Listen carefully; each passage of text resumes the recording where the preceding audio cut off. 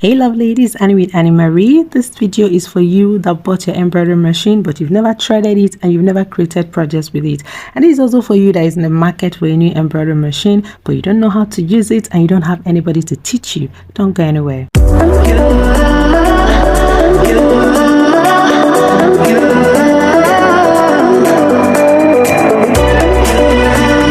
So for this machine, I'll be using class 15 type A size SA156 bobbin type. This is the same thread 144 pieces of embroidery pre-wound bobbin polyester thread. It's 60 weight. I bought it from Amazon for $24.99. This is exclusive of the shipping and the import duty. Okay, now I love using this because it's wound very full. As a matter of fact, it's better than the one you will wind with your machine. So I'll be picking out one that we'll be using, but make sure you get the particular bobbin your machine uses. All right, so I've picked a bobbin that we'll be using. All right, and we're going to be inserting it in this bobbin case. All right, we'll be holding it anti-clockwise, not clockwise position. Okay, you're not going to be holding it like this. You're going to be holding it anti-clockwise, and that's the way we're going to insert it into the bobbin case.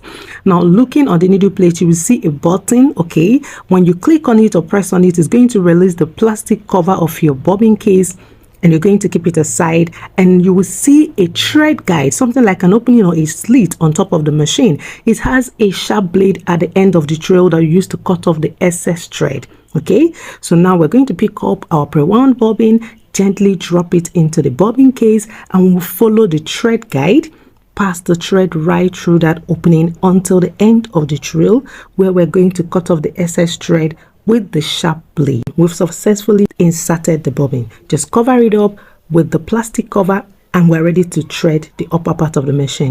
Now locate the thread spool holder. Most machines have diagrammatic explanations and thread guides all over the body, so it's always easy for a beginner to do so. So insert your thread right onto the thread spool holder, and once you're through with that, you get your spool cap the right size for the spool and secure it. A lot of people are scared of using this, but it has saved me from a whole lot of stress in the past, and I never skip using my spool cap.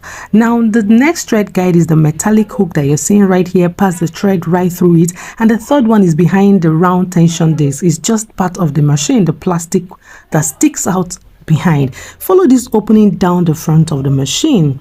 You will see a diagram that shows you how to do that. So it will go right in front of the machine. Just pass through this opening up to the thread take up lever.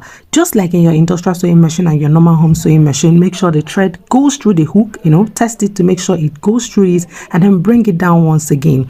The next thread guide is the metallic hook that you're seeing right above the needle holder. Okay, just like in every other machine, just pass the thread right through that hook. And this machine has an automatic needle threader. Okay, so we're going to pass it right through the guide there until we get to the side cutter. Okay, there is a blade at the side of the machine that we'll use to cut off the excess thread. And the next thing is to bring down the presser foot. Okay, the needle needs to be in the lower position and definitely not in the upper position. So bring down the presser foot, and then using this button or the lever on the side, bring down the needle threader that will automatically thread the eye of the needle. You will see a loop at the back of the needle eye. Just pull it out and you have successfully threaded your needle. How cool is that? It's one of the things I love about this. You can raise your presser foot or leave it down. It just depends on you. Now, after successfully winding the bobbin and threading your machine, I advise you to create a simple project just to make sure that you did the right thing. Okay, so I've turned on the machine now and we're going to go through that phase. So we'll allow the machine to go through all the process of calibration. It's going to tell you what to do on the screen. It might tell you that you need to raise the presser foot. Just follow the instruction and the embroidery arm is going to move. Once it's done, it's going to show you this on the screen. For this project, I'll be using a dull satin fabric with a medium weight fusible cutaway stabilizer, which I'll iron on the back of the fabric to give it this kind of stability. And once it is good to go, all I have to do is to take this fabric and hoop it on the 4x4 inch hoop to make it look like this, making sure it's drum tight. And then I'll use the side hook and attach it to the embroidery arm. Once I'm done attaching the hoop to the embroidery arm, the next thing to do is to choose an inbuilt design, a simple monochrome design from the machine by using this arrow on the right to scroll through the designs in the machine. So I'll be choosing this pink bow tie, which I'll edit and make sure that it is well centered. And once I have clarified, I'm going to click on stop edit. It will show me a color, which I'm going to use a different color. Bring down my presser foot. The start and stop button is going to turn green. I'll click on it and then it's good to go. I'll stitch like 3 or 4 stitches and then I'm going to stop the machine and cut off the first thread tail and then click on it again to continue the stitching. When done, it's going to say finished embroidery. I'll click on OK and then of course I'm going to cancel this particular design and choose other things to add. Now I want to write something, so I'm going to choose the alphabets. I'm going to choose any font, any kind of design that I want, and I will type it out. So here it is right now.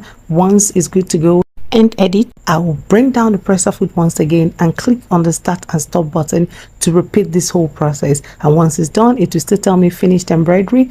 And there it is. All you have to do is to raise the presser foot and bring out the hoop to see your design. I hope you enjoyed this tutorial. If you did, give this video a thumbs up, share your thoughts at the comment section. Don't forget to share this video and of course subscribe. I'll see you in the next one. Ciao.